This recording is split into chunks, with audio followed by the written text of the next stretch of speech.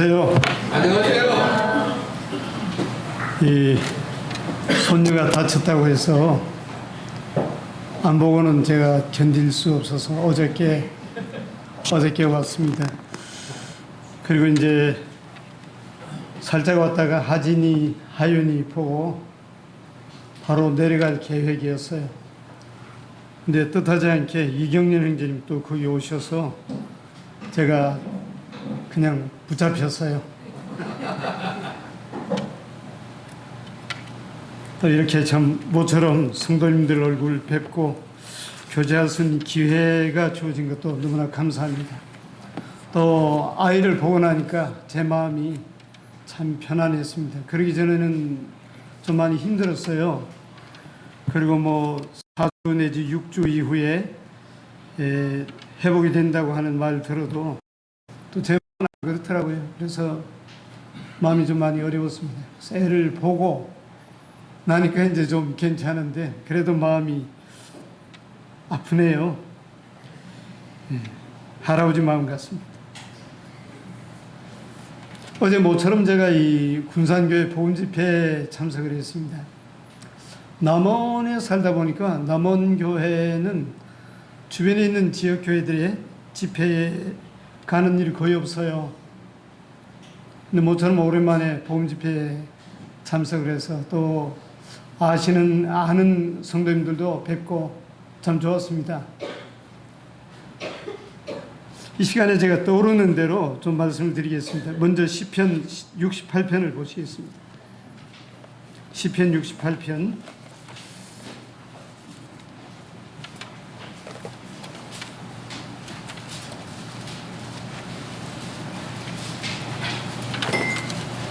시편 68편 19절.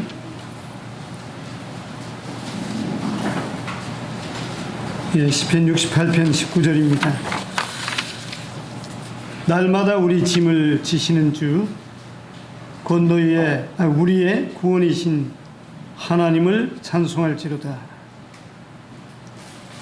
여기 날마다 우리 짐을 지시는 주라고 했습니다. 저희들이 주님 믿고 살면서 짐이 있습니다. 오늘의 짐이 있고 또 내일 짐이 또 있고 작년에 졌던 짐이 다르고 올해 또 지고 있는 짐이 또 다릅니다. 짐이 있어요.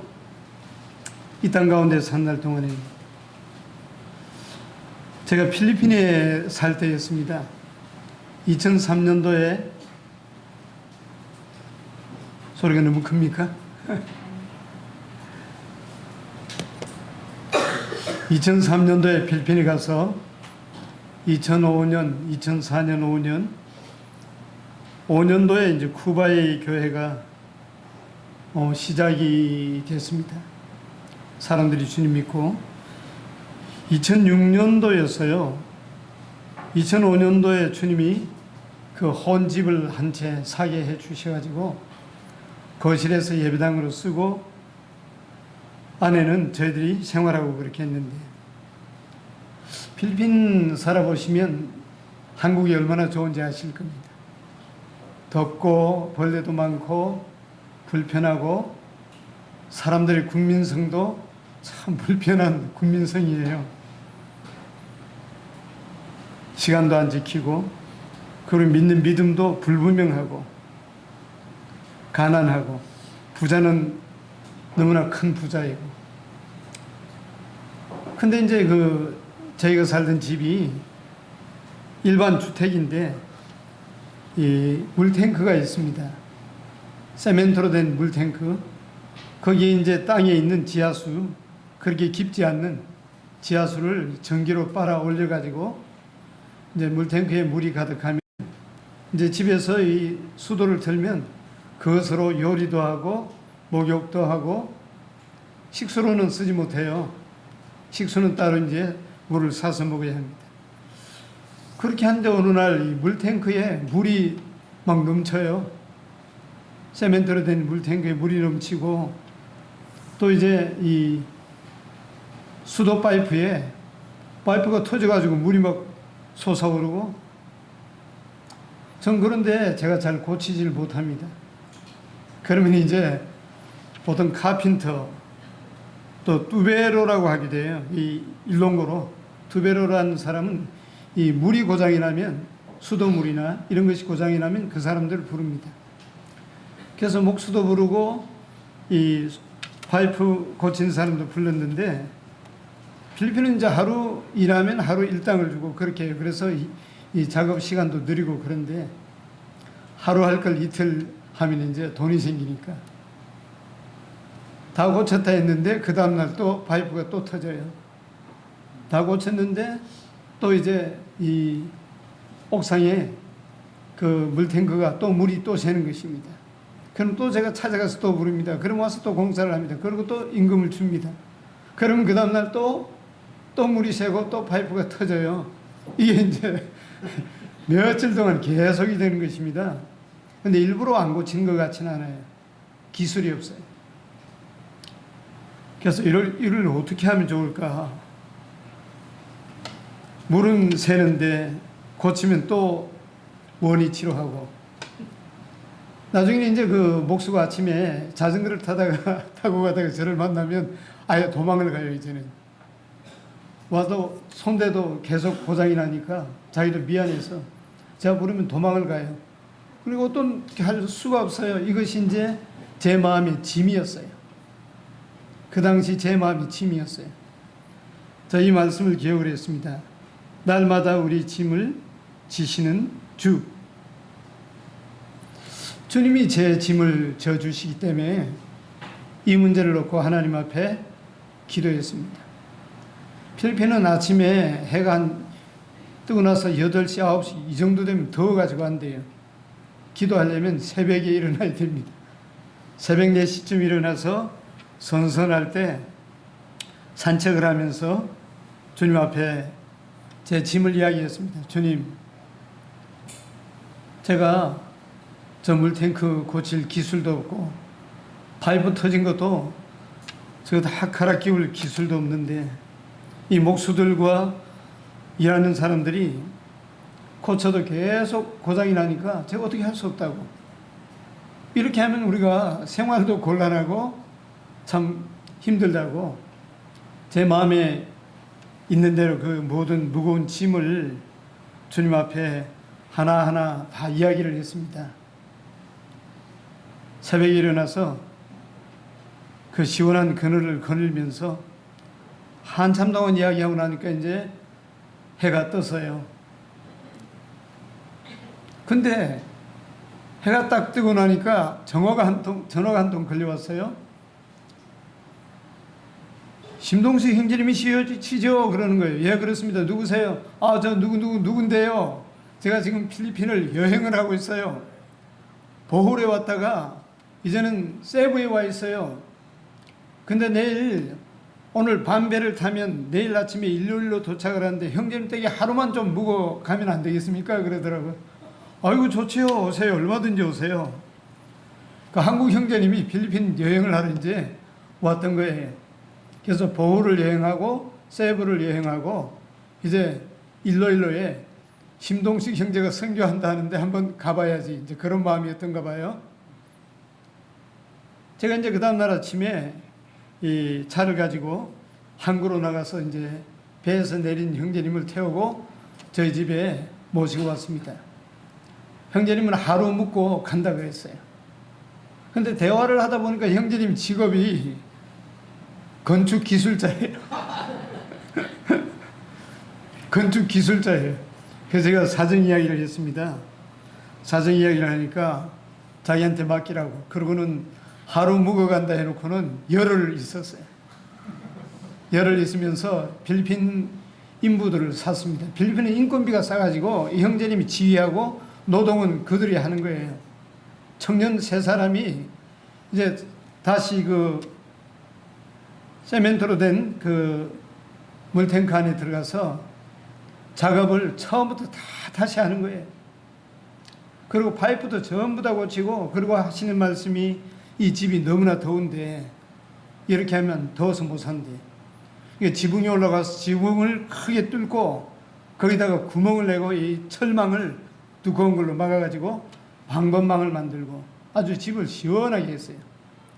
그리고 이제 저희 사는 그 큰 방에서 건너편 또 집이 하나 있거든요. 이 필리핀에는 헬퍼들이 사는 집이 따로 있어요. 큰 집이 한 채고 작은 집이 또 한 채예요. 그 뒤쪽으로 가야 이제 이 수돗물 올리려면, 수돗물이 아니고 그 지하수 물을 올리려면 이 밸브를 올려야 돼요. 근데 소나기가 자주 오는데 그 소나기 맞으면서 가는 게 참 힘들었어요. 근데 이 형제님 이거 불편하니까 내가 싹 다 고쳐가지고 큰 방에서 스위치만 눌리면 자동으로 물이 올라가게 해주겠다고. 여러 가지로 형제님이 한 열흘 동안 있으면서 이것저것 다 손을 봤어요. 그래서 그 필리핀 성도들에게 굉장히 자부심이 생겼어요. 한국 사람들의 이 기술이 어떠냐. 그런 게 문제가 해결이 됐어요. 제가 형제님 보고 물어보니까 휴양지 같은 데를 참 가기 좋아하는 사람이에요. 그 일로일로 그 저희 집 거기에서 이 국도로 한 5시간 가면 유명한 보라카이가 있어요. 가보셨습니까? 1995년대 투표한 것 중에 가장 아름다운 해변에 뽑힌 섬이 보라카이 섬이에요. 그 형제님 거기 가시라고 제가 좀 수고비를 드렸습니다. 거기 가서 며칠 동안 쉬다가 가시라고. 안 그래도 자기는 그런 데를 좋아한다고. 거기 가서 호텔에서 며칠 동안 쉬면서 그 보라카이의 아름다운 풍경을 즐기고 한국으로 가셨는데 정말 이상해요. 그 한국 사람이 전화가 와서 저희 집을 방문하겠다고 해서 그 모든 문제를 다 해결하고 가는 거예요. 주님이 얼마나 놀라우신 분인지 모르겠어요. 그 물탱크 문제, 파이프도 한두 군데가 아니에요. 여러 군데가 터져가지고 이 필리핀 목수들이 아무리 고쳐도 계속 터지는 거예요. 또 터지고 또 터지고. 그게 너무나 큰 짐이 돼서 그 짐을 있는 대로 하나님 앞에 다 아뢰었어요. 도와달라고. 근데 뜻하지 않게 한국 사람, 그것도 한국 성도님이 자기 발로 오셔서 전부 다 고쳐주시고 가시는데 얼마나 감사한지 몰랐습니다. 이 무거운 짐을 주님께 아뢰는 것입니다. 그 짐을 지고는 주님께 아뢰지 않아요. 어떤 사람은 자기가 계속 지고 있어요. 짐을 내려놔야죠. 주님 앞에 가서. 그것이 뭐 물탱크 터진 것이든 또 다른 것이든 여러 가지 짐이 있죠. 전 지금 물탱크 터져서 물이 흘러넘치는 그런 짐은 없어요. 그런 짐은 없는데 또 다른 짐은 있어요.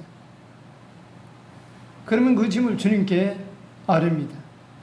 날마다 우리 짐을 지시는 주님. 우리 성도님들 다 짐이 있지요. 저는 몰라도 주님은 아실 것입니다. 근데 그 짐을 자기가 지고 힘들어하고 자기 지혜로 해보려 하고 그렇게 하면 오히려 고생입니다.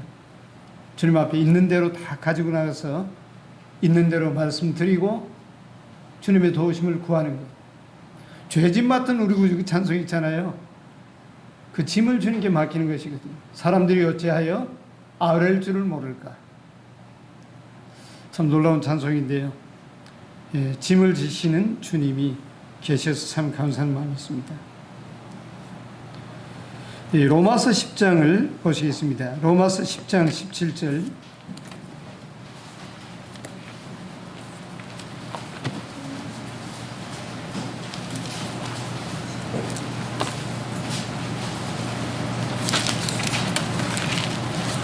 로마서 10장 17절. 그러므로 믿음은 들음에서 나며 들음은 그리스도의 말씀으로 말미암았느니라. 제가 복음을 처음 듣기는 1975년도 10월 달이었는데요. 확신이 믿기는 1976년 4월경이었습니다. 참 주님 믿고 나니까 너무나 놀랍대요. 그리고 이제 이 주님이 나의 모든 것이 되었고 또 복음이 나의 모든 것이 되었고 이 세상은 너무나 작아서 별로였습니다. 주님 믿기 전에는 이 세상이 커 보였는데 주님 믿고 나니까 이 세상은 아무것도 아니었어요. 너무 즐거웠어요. 그 교회 생활하는 것이 참 즐거웠습니다. 식구도 많지 않았는데 그 교회는 주일마다 예배 드리고 또 사랑이 넘치고 또 수요일 집회, 금요일 가정 집회 즐거웠거든요. 근데 이제 1년쯤 흘렀어요. 1년 몇 개월 흘렀는데 제가 제 마음을 보니까 이 믿음이 참 좀 강하면 좋겠는데 제 믿음이 실하지 못해요. 아무리 생각을 해도. 나는 왜 믿음이 이렇게 약할까? 이런 생각이 들어서 날마다 기도했습니다. 출근하기 전에 무릎을 꿇고 간절하게 주님, 제게 강한 믿음을 주십시오. 짧지만은 간절하게 기도하고 출근을 했습니다. 그 다음날 아침에도 출근할 때 주님, 제게 좀 강한 믿음을 주십시오. 그렇게 하고 이제 출근을 했습니다. 한 일주일 동안 그렇게 했어요. 저는 이렇게 생각을 했어요. 이렇게 간절하게 기도하면 주님께서 불과 같은 강한 믿음을 하늘에서 내려주셔서 제 마음을 꽉 채우시고 강한 믿음이 생길 걸로 기대했습니다. 근데 이제 이 출근할 때 통근 버스가 오는데, 직장에 가는 그 회사차가 오는데요. 그 차를 기다리면서 소책자를 제가 읽고 있었습니다. 소책자를 읽는데 이 로마서 10장 17절이 인용이 되어 있고 해설이 되어 있는 것입니다. 그러므로 믿음은 들음에서 나며 들음은 그리스도의 말씀으로 말미암았느니라. 믿음은 저절로 생기지 않는다. 믿음은 그리스도의 말씀을 들음으로 믿음이 생기고 그 그리스도의 말씀은 하나님의 말씀인 성경이다. 당신이 믿음을 가지려면 성경을 읽어야 한다. 이런 내용이었어요. 그때 제가 그렇구나. 나는 믿음이 불과 같이 하늘에서 내려서 갑자기 내 마음속에 가득히 차고 강한 믿음이 생기고 그래가지고 이제 강한 믿음이 생겨지는 줄 알았어요. 그렇게 기대했어요. 근데 주님은 그렇지 않다고 제게 말씀하셨어요. 네가 강한 믿음을 원하느냐? 그러면 성경을 읽어라. 성경을 읽어라. 그리스도의 말씀을 들어라. 우리가 모임에 오는 것도 한 가지 이유 중에 하나가 하나님의 말씀을 듣기 위해서 오는 것이거든요. 이 집회 참석을 소홀히 하면 우리의 믿음에 진전이 없습니다. 저도 젊은 날을 되돌아볼 때 수요 집회 가고 금요일 가정 집회 가서 말씀 듣고 간증 듣고 주일날 낮 시간에 말씀 듣고 혼자서 개인적으로 성경 보고 이런 것이 계속 쌓이다 보니까 이것이 이제 저의 믿음을 형성을 했어요. 가장 중요한 것이 성경을 읽는 거죠. 그렇구나. 하나님 말씀은 하나님 말씀인 성경을 꾸준히 읽어야겠다. 그런 마음으로 성경을 읽었습니다. 근데 몇 년이 지났어요. 어느 날 어떤 사역하는 형제님 댁에 갔더니 성서 핸드북이란 책이 있더라고요. 할레이 씨가 쓴. 형제님, 이 책 빌려가도 되겠습니까? 얼마든지 빌려가라. 아주 두꺼운 책이에요. 성서 핸드북, 옛날 책이에요. 근데 거기는 유명한 사람들이 성경에 대해서 아주 좋게 평가하는 그런 말들이 쭉 나와 있더라고요. 그 중에 하나가 이제 눈에 띄었습니다. D.L. 무디. D.L. 무디 유명하죠? D.L. 무디가 이런 말을 했어요. 나는 내 믿음이 약한 것을 참 마음에 어렵게 생각을 했다. 나는 정말 강한 믿음을 갖기를 원했다. 그래서 나는 하나님께 간절히 기도했다. 강한 믿음을 달라고. 나는 생각하기를 이렇게 기도하면 어느 날 믿음이 불같이 하늘에서 내려 내 마음에 가득히 채워질 거라고 기대했다. 아니, 나하고 똑같잖아. 그런 생각을 했어요. 근데 그런 믿음은 오지 않았다. 어느 날 나는 성경을 읽었다. 로마서 10장 17절. 그러므로 믿음은 들음에서 나며 들음은 그리스도의 말씀으로 말미암았느니라. 아, 나는 그때 알았다. 그때부터 나는 성경을 읽고 다시 기도하고 늘 그렇게 했다. 그렇게 했더니 나의 믿음은 차츰차츰 자라났다. 그것을 읽으면서 이 무디는 나보다 100몇 년 전에 태어난 분이고 이분은 유명한 세계적인 전도 나하고 똑같아. 이 사람 미국 사람이고 난 한국 사람인데 어떻게 이 사람의 경험하고 100몇 년 이후에 태어난 나하고 어떻게 이렇게 같을 수가 있어? 이러면서 상당히 제가 놀랐어요. 그 능력 있는 전도자였던 무디도 믿음이 불과 같이 주어진 게 아니고 성경을 늘 읽음으로 믿음이 서서히 자랐다 그랬어요. 믿음은 서서히 자라요. 한꺼번에 강한 믿음이 생기잖아요. 하나님 말씀을 들음으로.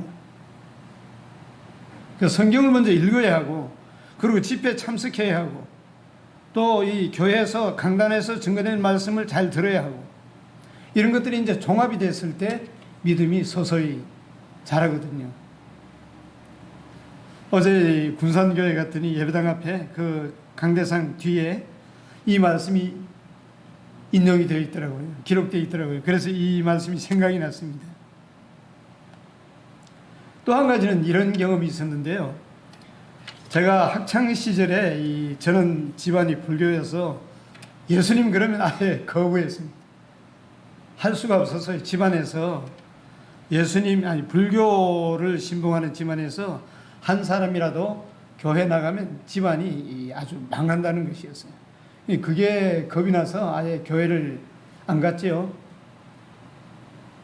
예수님 이름을 의도적으로 제가 싫어했고. 근데 그때 열심히 교회를 다닌 친구가 있었어요. 그 친구는 할아버지 할머니 쪽부터 장로교회 집안이었죠. 제가 이제 1976년도에 구원받고 나서 그 친구를 만났어요. 제가 이 교회 생활 열심히 했던 애인데. 근데 신기한 것은 그가 저한테 예수 믿으라고 말한 적이 한 번도 없었다는 거예요. 그게 신기해요. 저한테 학창시절에 탁구도 막 치러 다니고, 막 같이 버스 타고 다니고 많이 다녔는데 저한테 예수님 믿으라는 말 한마디도 안 했어요. 근데 제가 구원받고 나서 그를 만났을 때 이야기했죠. 복음을 이야기하니까 넌 인제 믿었는데 나는 우리 할아버지 할머니 쪽부터 기독교 집안인데 네가 뭐 한다고 나한테 구원받았느냐 그 말 하냐 이거예요. 엄청나게 화를 내더라고요. 어쨌건 구원받았냐니까 어떻게 구원받았냐고 말할 수 있냐. 구원받았냐고. 그래서 목사님한테 가서 물어보고 또 저한테 와서 이야기하고 또 가서 물어보고 왔고 이러다가 제가 이제 그 옛날에 부산에 철마산 밑에 그 아파트가 있었어요. 군인 아파트. 거기서 금요일마다 가정 집회를 하는데 거기를 데리고 왔어요. 거기 가니까 벌써 마음문 닫는 것이 자매님들 노을 쓴 거 보고 마음문을 닫는 것입니다. 사회간의 행점. 그때 저는 미혼 청년이고 나이도 23살밖에 안 됐어. 그 형제님 말씀을 전하는데 이 버릇없는 친구가 대각선으로 성큼성큼 걸어가지고 문 열고 나가버리는 거예요. 이상하다는 거예요. 이상한 교회 같아서 못 듣겠다 이것입니다. 제가 굉장히 마음이 상했어요. 나중에 만나보니까 머리에 너울 때문에 그랬대요. 자매님들 너울 쓰는 것 때문에. 그 친구하고 계속 제가 이제 대화를 하는데 나중에는 제 멱살도 잡고 믿은 지 얼마 안 됐는데 자기 보고 구원 물어보고 하니까 구원에 자신이 없으니까 이 장로교인들은 그때 그랬었어요. 자신이 없어요.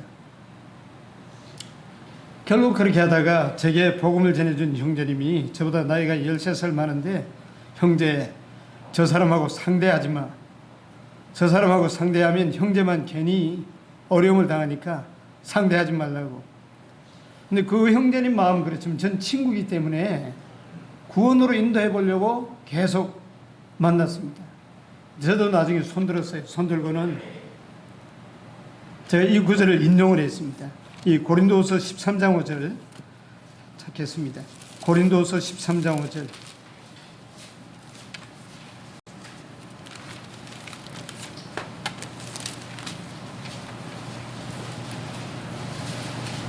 너희는 믿음 안에 있는가? 너희 자신을 시험하고 너희 자신을 확증하라. 예수 그리스도께서 너희 안에 계신 줄을 너희가 스스로 알지 못하느냐? 그렇지 않으면 너희는 버림받은 자니라. 옛날에 우리가 이런 구절들을 많이 외우고 있었죠. 그 친구 보고 그랬어요. 마지막으로 너한테 말한다. 고린도서 13장 5절에 너희가 믿음에 있는가? 너희 자신을 시험하고 너희 자신을 확증하라. 예수 그리스도께서 너희 안에 계신 줄을 너희가 스스로 알지 못하느냐? 그렇지 않으면 너희가 버리운 자니라. 네 마음에 예수님이 계신 줄 네가 스스로 알지 못하면 너는 버리운 자다. 그러고는 그와 이제 헤어져 버렸어요. 헤어지고는 저도 있던 거처를 다른 데로 옮겼는데 이 친구가 나중에 그 말씀이 마음에 계속 떠올랐대요. 너희가 믿음에 있는가? 너희 자신을 시험하고 너희 자신을 확증하라. 확증해보니까 안 되더래요.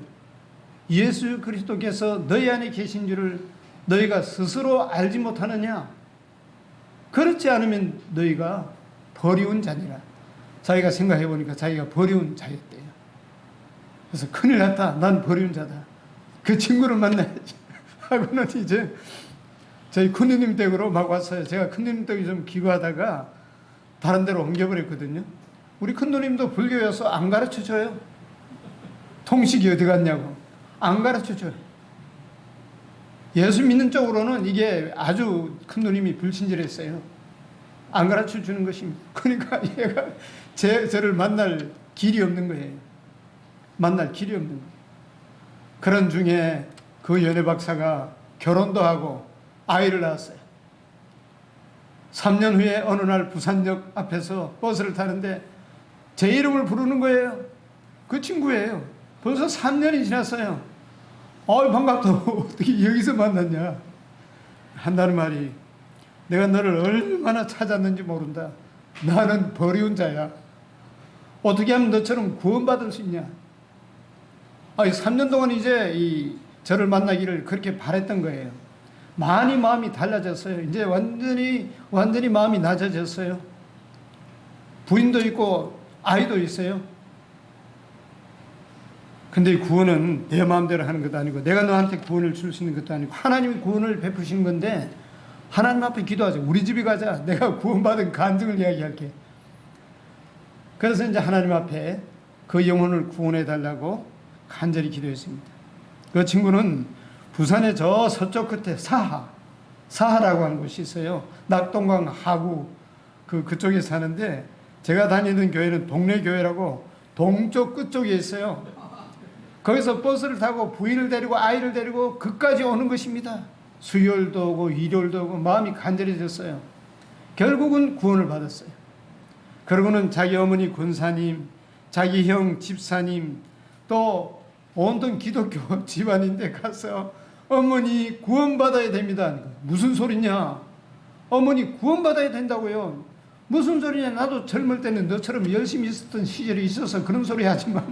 이렇게 해가지고 그 식구들한테 굉장히 미움을 받았어요.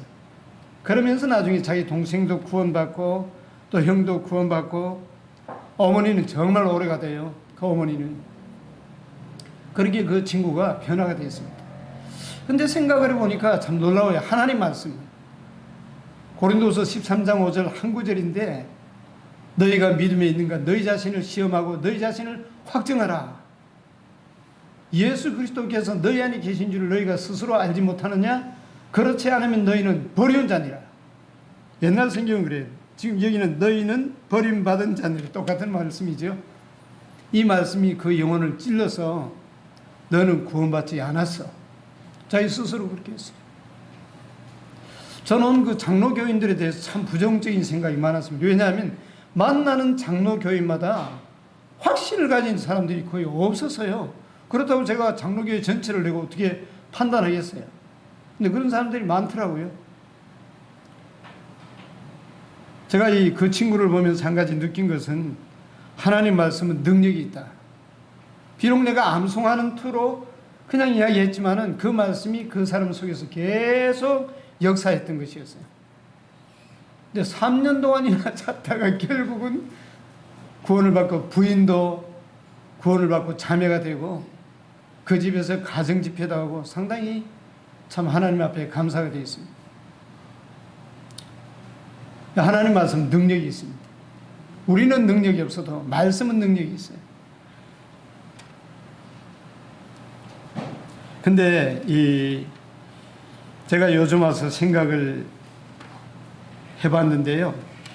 하나님은 차별하지 않는 분이시다. 그렇게 믿고 계시죠. 그렇죠?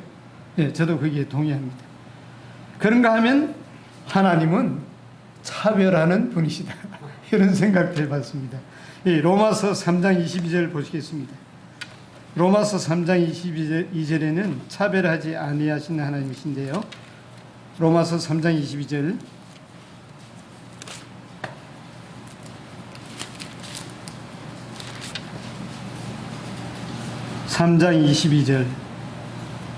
곧 예수 그리스도를 믿음으로 말미암아 모든 믿는 자에게 미치는 하나님의 의인이 차별이 없느니라.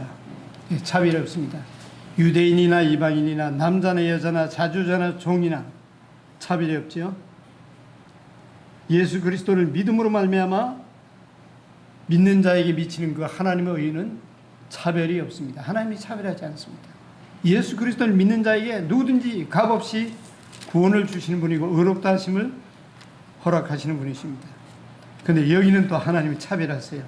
로마서 16장 보시겠습니다. 16장 12절 16장 12절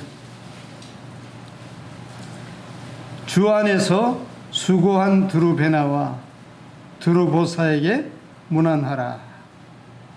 주 안에서 많이 수고하고 사랑하는 버시에게 문안하라. 하나님 차별하십니다. 수고한 사람하고 많이 수고한 사람하고 다르게 지금 기록하고 있습니다.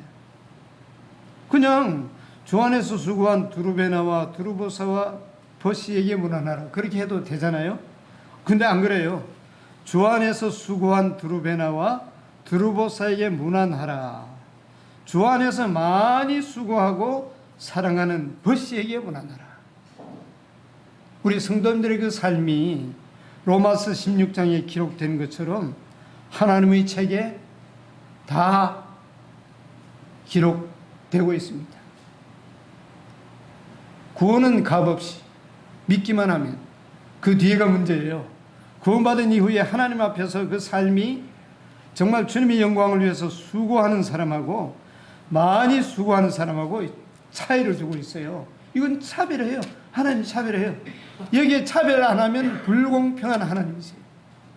그러잖아요. 주님 믿고 나서 내 구원받았으니까 내 마음대로 살아야지 하고 모든 시간을 자기 좋을 대로 쓰고 하나님이 주신 물질도 자기 마음대로 쓰고 교회 생활도 제대로 안 하고 봉사도 헌신도 제대로 안 하고 이런 사람하고 제자의 길을 가는 참 자기 자신을 부인하고 헌신하고 희생하고 이렇게 산 사람하고 하늘나라 가서 똑같으면요 하나님이 불공평한 분이에요.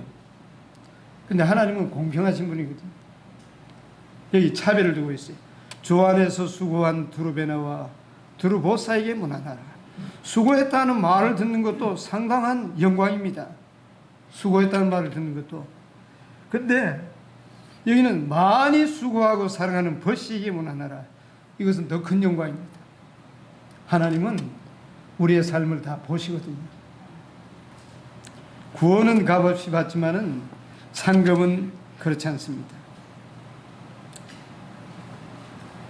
제가 이 남원 서문교회를 간 지 지금 6년 다 돼갑니다. 참 좋아요. 그 남원은 살기도 좋고 차 가지고 조금만 한 15분 정도 가면 구룡 계곡이 나오고 자연 환경이 너무나 좋습니다. 자연 환경이. 그리고 60대 형제님들 60대 60으로부터 80대 형제님들 이 재적 인원이 46명이에요. 6명이에요. 46명인데 그 소망회가 따로 모이는 그 방에 가면 거기가 교회 하나 같아요. 전 소망회거든요. 소망회에서 이제 정기적으로 말씀을 전가하는데 그 형제님들이 참 좋아요. 전화가 형제님 점심 같이 먹읍시다. 그러면 저를 데리고 이제 맛집으로 갑니다. 그 다음 또 다른 형제님이 또 전화 옵니다. 자, 우리 굴에 가서 먹자고. 아, 점심 먹으러 갔는데 굴에까지 가냐고. 그럼 저도 이제 또 빚을 갚아야죠. 형제님 식사합시다. 이렇게 이제 돌아가요. 형제님들 좋으신데요. 지난 1월달, 2월달 걸쳐가지고 5사람이 소천을 했습니다. 두 달 안에 한 5사람이 소천을 하니까 정말 어렵더라고요. 너무 춥고 소천식 하는데 가야 되잖아요. 그 문제가 아니에요. 살아가는 사람들이 한 사람 가는 거예요. 가는 거예요. 그러니까 이제 그분들의 얼굴이 떠오르는 것입니다. 한 분은 다행히도 계속 미뤄오다가 구원받으라니까 미뤄오고 오다가 돌아가시기 한참 전에 결국 구원 간증하고 침례도 받고 뜨거운 물을 이제 넣어가지고 겨울이니까 침례도 받고 저하고 교제도 잘했어요. 그분이 이제 갑자기 가시는 거예요. 저보다 나이가 한 2살 정도 많아요. 자매님도 잘생기던 분인데 또 가시고. 그래, 야, 이것은 알 수 없는 거다. 언제 주님이 나를 불러가실지 모르겠다.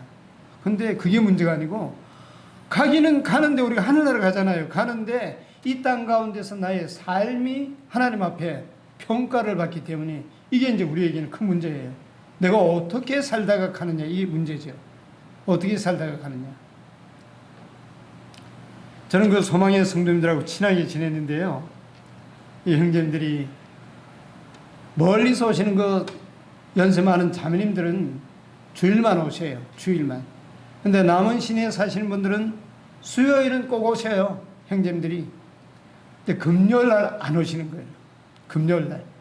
수요집에 말씀 들으러 오시는데 금요일 날 일주일은 한 주는 기도회로 모이고 한 주는 성경 공부로 모입니다. 그래서 이제 말씀을 3장 정도 읽고 돌아가면서 마이크 잡고 깨닫는 걸 이야기하는데 그 얼마나 즐거워요. 이야기하는 걸 나 듣기도 하고 내가 깨달은 걸 나누고 또 기도할 때도 합심해서 기도하는 거 얼마나 중요해요. 안 오시는 거예요. 그 형제님 금요일 날 좀 오세요.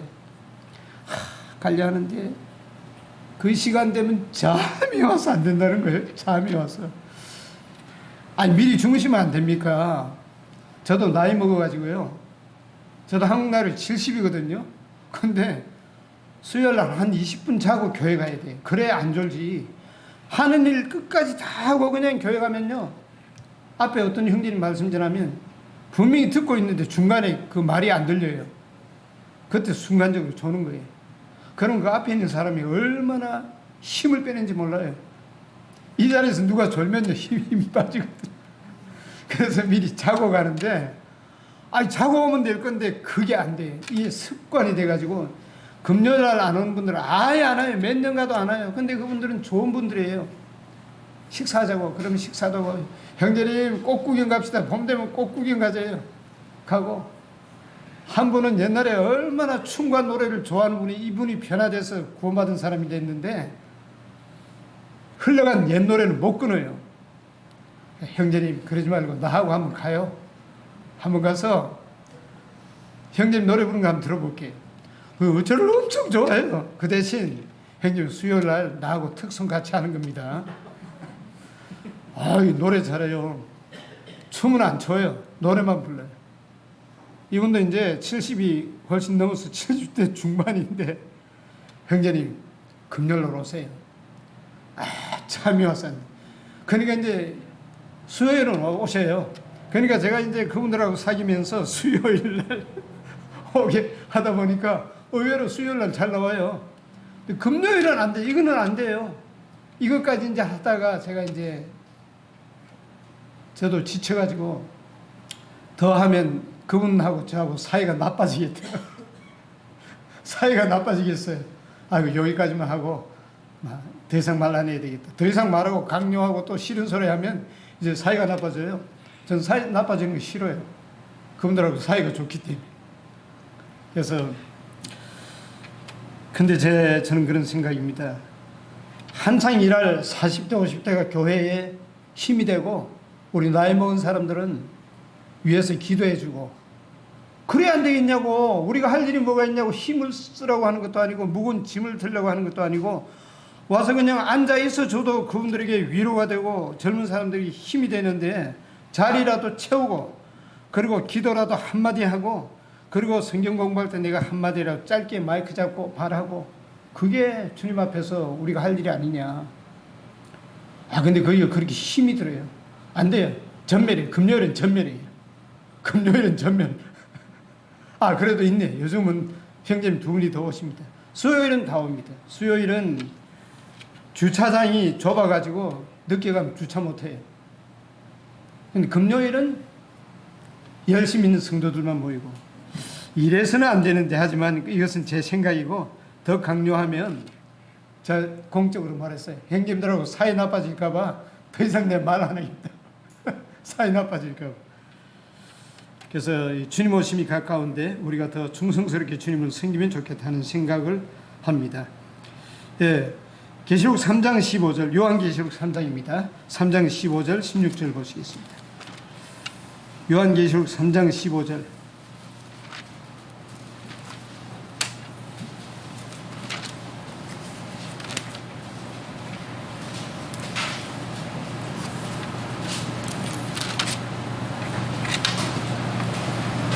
(3장 15절) 내가 네 행위를 아노니 네가 차지도 아니하고 뜨겁지도 아니하도다.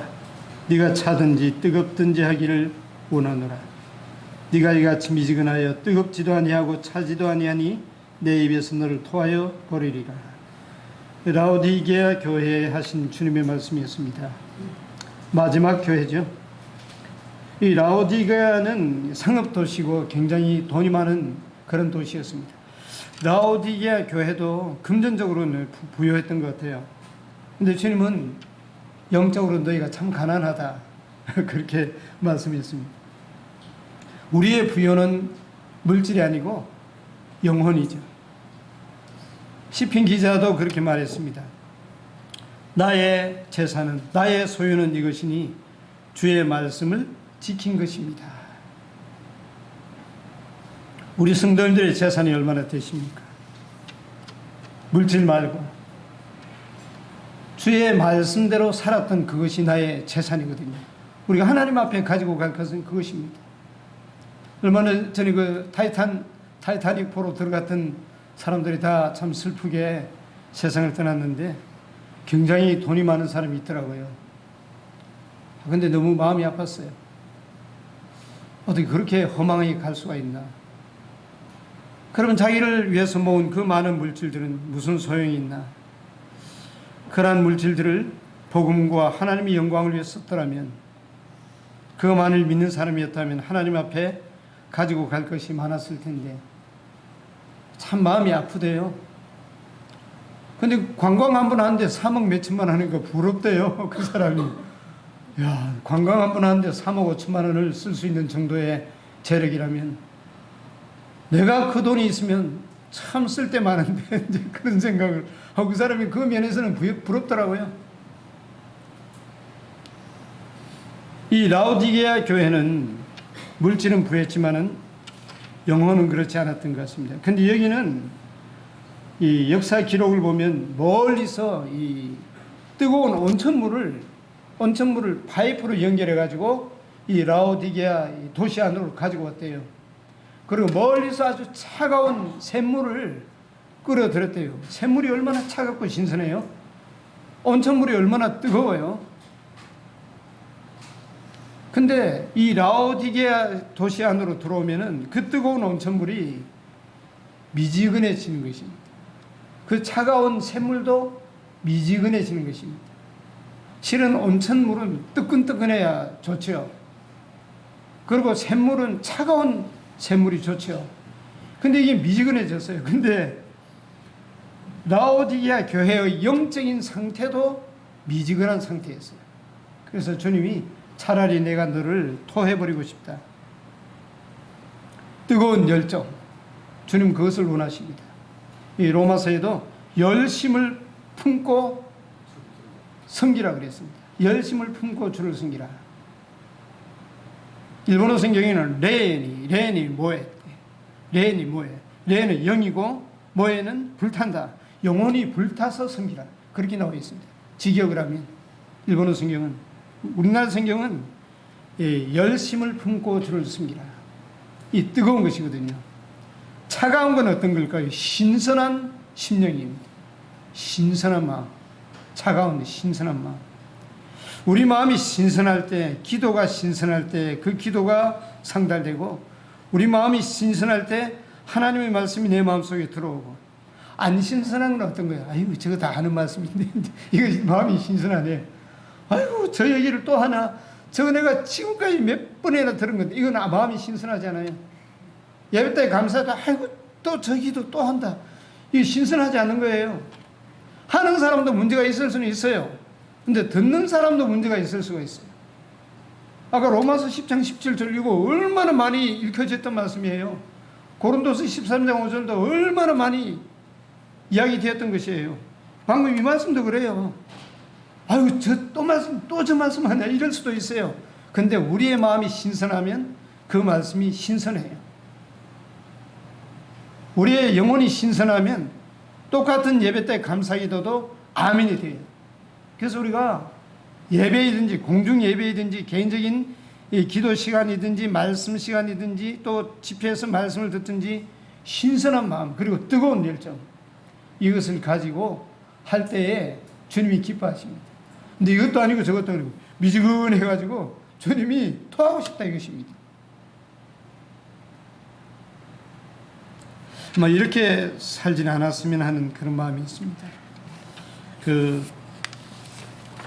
얼마 전에 제가 남원교회 예배당에서 1층은 그 책이 많은 도서실인데 책을 한 권 뽑아서 읽었습니다. 교회사였어요. 앤드류 밀러 형제님이 쓴 교회사인데 2권부터 6권까지는 제가 필리핀에 있을 때 다 읽었습니다. 전도 출판사에서 이 선교사들에게 가정에 늘 보내준다면 책을 보내왔어요. 정말 그 책이 훌륭해요. 전 그 미혼 때 교회사를 알고 싶어서 교회사를 기독교 서점에서 구입해서 많이 읽었습니다. 간추린 교회사, 인물 중심의 교회사. 그래서 우리 모임을 발견하고 굉장히 제가 자부심을 가졌어요. 그건 간단하게 나와 있어요. 근데 앤드류 밀러는 맥킨토시 형제님의 그 모세오경 강해 및 맥킨토시 형제님이 쓴 책을 출판하는 출판비를 대준 사람이었어요. 경제적인 여유가 있었던 사람이었어요. 그런데 이분이 맥킨토시 모세오경 강해에 서문을 쓴 것을 보고는 제가 굉장히 존경을 했습니다. 이분이 돈이 많았을 뿐만 아니라 상당히 영적인 사람이구나.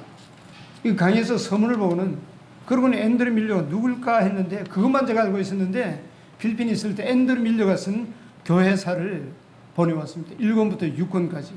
1권 빼고는 다 읽었습니다. 근데 굉장히 상세하고 성서적이고 놀라운 책이었어요. 그만한 교회사가 없어요. 그만큼 상세하고 놀라운 그 내용을 기술한 교회사가 없어요.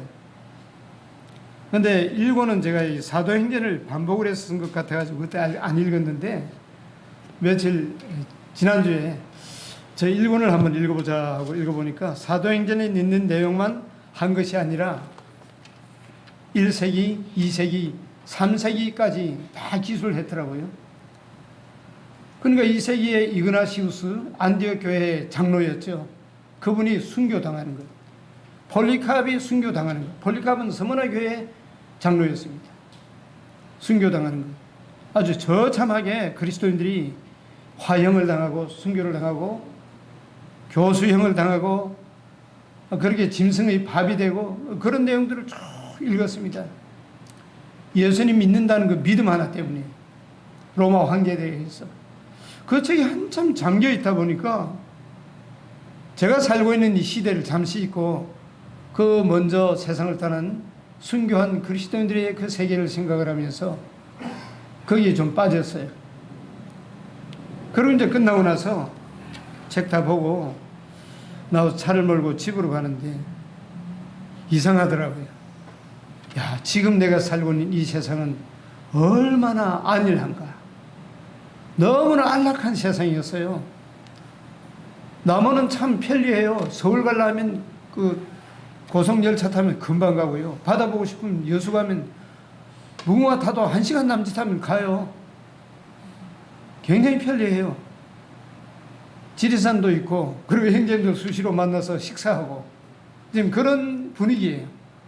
수시로 만나서 식사하고, 식사하면 즐겁잖아요. 그리고 또 꽃 구경 가고, 놀러도 잘 가고, 얼마나 아름다워요. 성도들의 그 삶이. 주일날 예배 드리고, 말씀 듣고, 애찬도 같이 하고.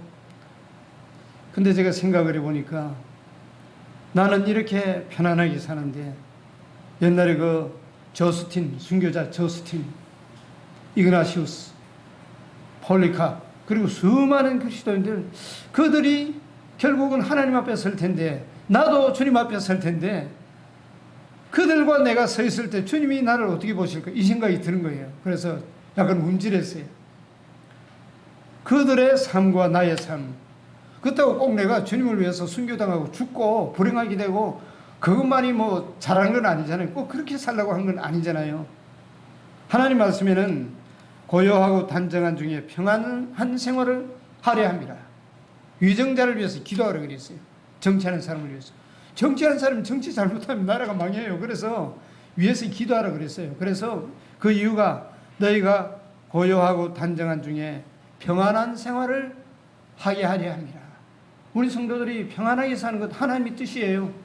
꼭 우리가 순교당하고 죽고 핍박당하고 그것만이 하나님의 뜻은 아니에요. 우리가 고요하고 단정한 중에 평안한 생활하고 아름다운 가정생활하고 성도들의 아름다운 교제를 하고 때로는 우리가 놀러가서 맛있는 것도 먹고 그게 뭐가 나쁩니까? 좋은 거예요. 그걸 정죄하면 안 돼요. 하나님이 주신 평화예요. 그런데 우리의 중심이 이러한 좋은 것들을 복음의 확장과 그리고 또한 성도들을 섬김과 이것으로 나아가는 힘이 돼야지 오히려 좀 풀어져 가지고 뒷걸음질 치는 이것이 빌미가 돼서는 안 된다는 것입니다. 어제 그 복음 집회에 참석을 해서 요한복음 인용하는 말씀을 듣고 제가 생각을 했습니다. 또 그 형제님이 지옥을 언급하는 이야기를 듣고는 불과 유황으로 타는 그 불못, 거기 들어가면 영원이잖아요. 그 생각하니까 순간적으로 가슴이 콱 막히더라고요. 그래서 구원받지 못한 친척들이 막 떠오르면서 절대 안 돼. 거기 들어가서는 안 돼. 절대 안 돼. 거기 들어가면 영원이에요. 영원. 이 생각이 들어오면서 어떻게 해야 하나 이 생각이 들더라고요. 그러면서 또 한편으로는 정말 다행이다. 난 거기 안 가. 난 거기 안 가. 요한복음 3장 16절이 생각이 나면서 하나님이 세상을 이처럼 사랑해서 독생자를 주셨으니 이는 저를 믿는 자마다 멸망치 않고 그 말씀이 떠오르면서 정말 다행이다. 난 거기 안 가. 영생을 얻게 하려 하십니다. 우리 다행이죠. 우리 거기 안 가요. 거기 들어가면 영원이에요. 못 나와요. 영원을 어떤 사람이 이렇게 표현했어요. 큰 바위산이 있는데 지리산만한 큰 바위산에 새가 한 마리 날아와서 그 부리로 지리산 꼭대기에 그 바위를 한번 콕 쪼고는 날아간대요. 1000년이 있다가 또 온대요. 또 한번 콕 쪼고 날아간대요. 또 1000년 있다가 와서 또 한번 콕 찍고는 날아간대요. 그러면 그 큰 지리산만한 바위산이 다 달아 없어지려면 몇 년 걸리겠어요? 몇 년 걸리겠어요? 그것이 영혼의 세계에서 하루가 지나갔을 뿐이다. 끝이 없는 세월이에요.